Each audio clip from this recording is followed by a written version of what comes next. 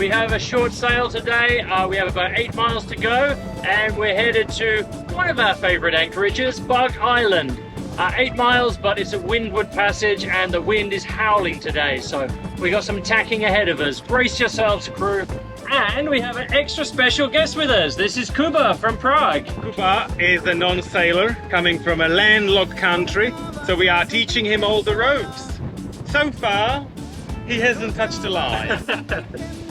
Touch the line, touch the line. Oh, there he is. He touched it now. He's in learning mode. He's a sponge right now. Job done, he touched the line, he's a yacht master. What else is there to learn, huh?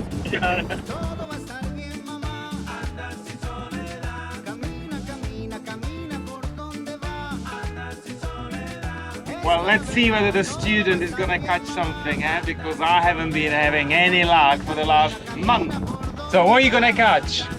A carp, maybe? A carp, that's right. A freshwater lake fish. I'm sure we're gonna catch that here. Hopefully battered in breadcrumbs. Nom nom. Let's hope for our sake that Peter didn't teach Kuba everything he knows about fishing. Well, let's hope he does. That would be rather embarrassing, huh? If his lure just caught a massive Spanish mackerel or barracuda. Well, we shall see. The day is young. It's like I always say, it's all in the lure.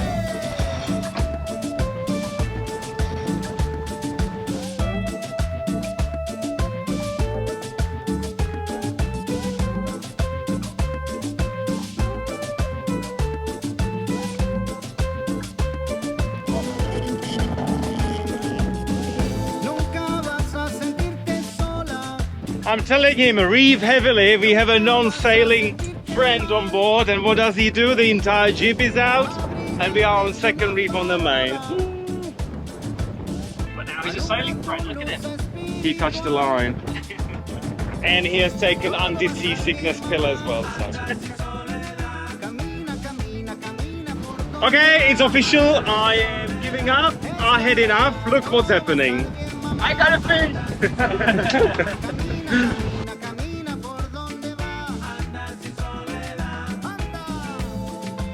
Can't believe it, he caught a fish.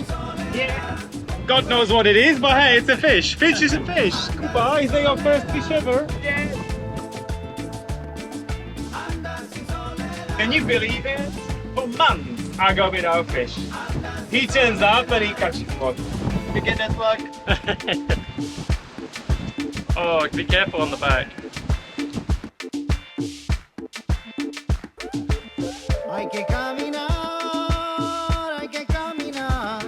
Oh, it's a nice one.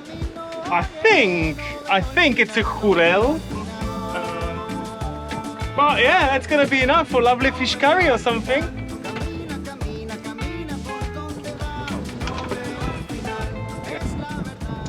Obviously, I'm happy for him. Look at the happiness in my face. So, is that your first fish you ever caught? Yeah. Look at it.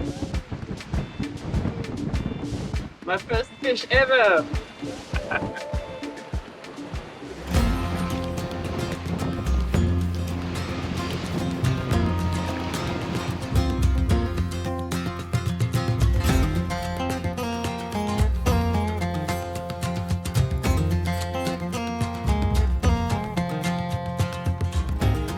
Okay, Kuba 1, Pedro 0. But I'm just warming up.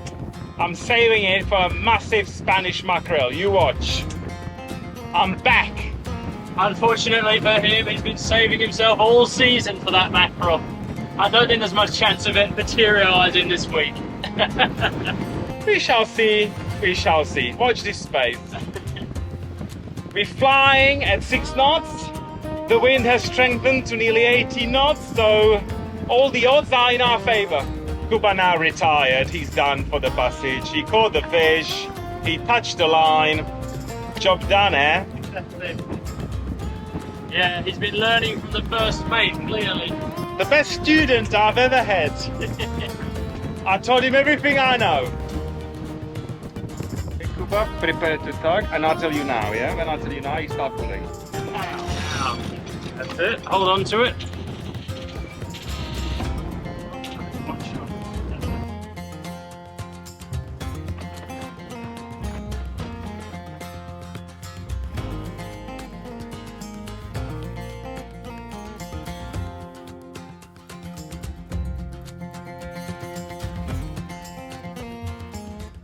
If you enjoyed this episode, you can now buy the crew a drink directly. Just look for the thanks button below the video.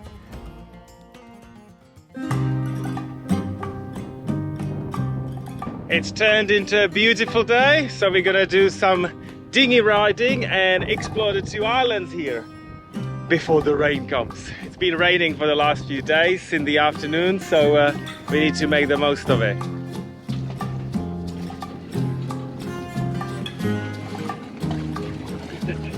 Taxi's ready. Uber. Next stop, Bug Island. Hop in.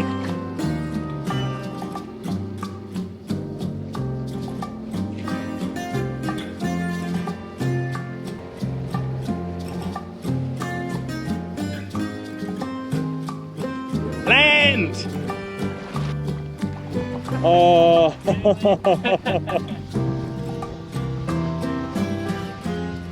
So, welcome to Bug Island. There are bugs here, but only when the wind stops, which is usually from about late April all the way to October. Otherwise, it's pure paradise on earth. It's actually one of our most favorite islands, isn't it? It's just a beautiful backdrop, crystal clear waters, and lots of turquoise colours from the sand beneath. It's changed a lot in the short time that we've been visiting here, though. Several businesses have opened. There's a beach restaurant on the other side, Ibin's Place, which we're going to visit later, and another business here, which caters for the cruisers. And it's expanded so much, it's changed beyond recognition. The Kunas are really working hard to make this a cruiser's destination, and their hard work is paying off. Yeah, there's a lot of community. Every time we visit here, there's always barbecue going on. You can grill your fish. Beer, they sell chilled beer for $1.50. You know, you can't find it better. I think we're gonna miss San Blas so much. Do we have to go? Yes. Shall we do three years, another year here? Don't tempt me. So what would you like today? We have margaritas, we have piña coladas, we have beers, we have water. Everything for $10, including tip. See, it's got a personalized bar as well.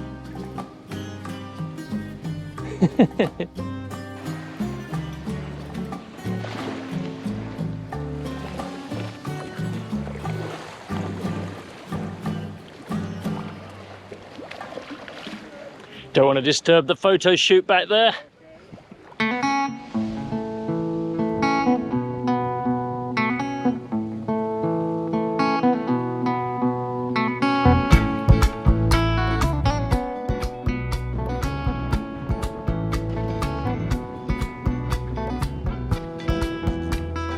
Hola! So, welcome to Ibin's, the best restaurant in San Blas. And look at this! That's Mr. Ibin himself. How are you guys? Very good yourself. Yes, Hola, chicos. So if you ever in Bug Island, Banadup, you must come here for pizza for $10. Yeah. The best coconut bread ever. You've seen that on our videos. And also a daily set menu where you get a wonderful starter, main course and dessert for $20. And you get a drink as well. Yeah. Can't go wrong. Yeah, plenty alcohol. Plenty of alcohol. Mucho room. Mucho room. So Ibin, he knows everything there is to know about sailing because he used to work on a charter boat, right? Yeah, charter boat. Where was it? In Tahiti? Yeah, in Pacific and Caribbean. See, so he knows us. He knows how to cater for sailors like us. Coconut bread and a lot of alcohol. Yeah. Good. Hola. Great.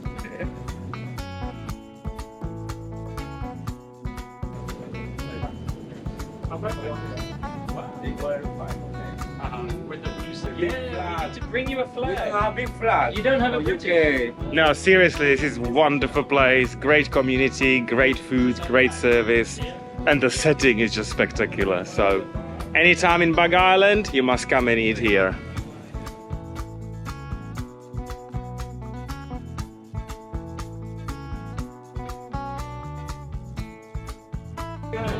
Thank you so much. Thank you. Take care. Bye. Thank you. See you soon. Come to Ibins.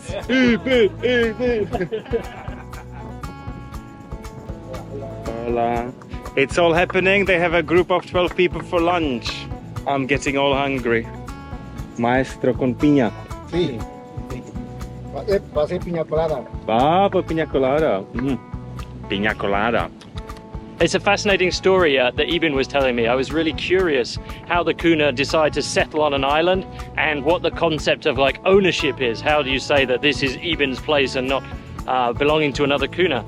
And so he told me that his grandfather and his grandfather's grandfather, up to 200 years ago, divided up the territories and the islands amongst themselves. And several generations later, now they have hundreds of great-grandchildren who each have a claim to part of this island. Amongst Ibn's place, there are 5 owners of this part of the island that Ibn set up his business on, and they each have a stake in the business. Only Ibn and his brother actually run the business on a daily basis. So he's a little bit worried about the future and what that might mean when they all have grandchildren who have a claim to the business as well. So it's a really interesting concept of how ownership works. The other islands are completely different. Some of them are run as coconut plantations, and those families rotate between the islands on I think a 3-monthly basis. And when the coconut harvest is complete, then they get shipped off to Colombia and sold for about 40-50 cents per coconut. And there's a good trade going on with Colombia in that direction. A few other things traded back in the other direction too, apparently.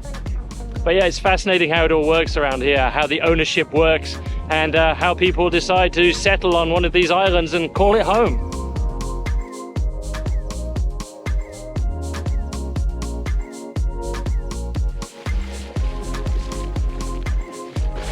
It's really awful here. Don't know how we stand it every day. Kuba, you hate it? It's very awful. Hate it. Kuba wants to go home. Come and sail with us. We show you the best places.